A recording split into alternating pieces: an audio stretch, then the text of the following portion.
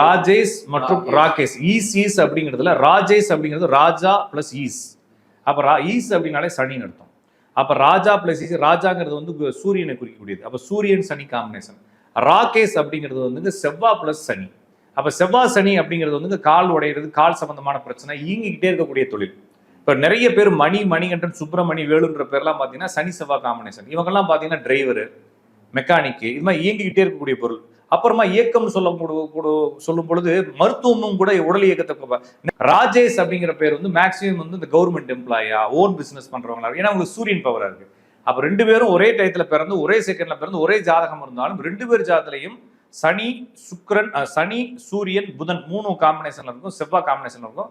இவர் ஜாதத்துல அதே தான் இருக்கும். ஆனா இவர் ஜாதத்துல செவ்வாயும் சனியும் இயங்கும், இவர் ஜாதத்துல சூரியனும் சனியும் இயங்கும். அப்ப சூரியன் சனி காம்பினேஷன், சூரியன் சனி இயக்கத்துக்கு ஒரு பலனும், செவ்வாய் சனி காம்பினேஷன், செவ்வாய் சனி இயக்கத்திற்கு பலனும் சொல்லும் பொழுது டோட்டலாவே சேஞ்ச் ஆகிற லைஃப் நம்ம பேச முடியும்.